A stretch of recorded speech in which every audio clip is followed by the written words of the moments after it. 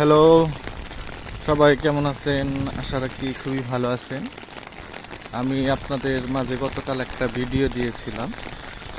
তো আমাদের গম গবেষণার কালকে যে ফিল্ডে যে ধান ক্ষেত দেখেছিলাম, সেই ধান ক্ষেত আজকে বৃষ্টিতে পুরা তলিয়ে গেছে।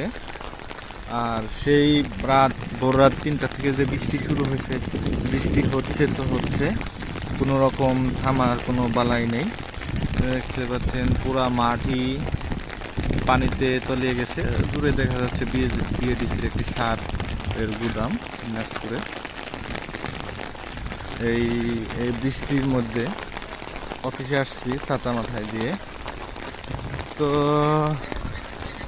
এই আজকের ছিল আপডেট। দিনাজপুরের সর্বত্র থেকে আমার মনে হচ্ছে যে সারা বাংলাদেশে খুবই বৃষ্টি হচ্ছে। এই মুহূর্তে সারা বাংলাদেশে একটা বর্ষা হওয়া দরকার।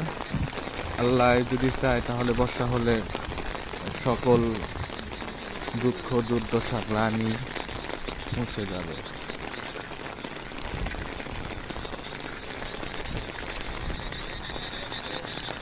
সবাই ছাতি মাথায় দিয়ে হেঁটে অফিসে আসতেছে, অফিস করতে হবে, কারণ অফিসিয়াল ডে, এখানে বন্ধ। কাজ হোক না হোক সেখানে আসতেই হবে, প্রয়োজনে বসে থাকবে, আসতে হবে।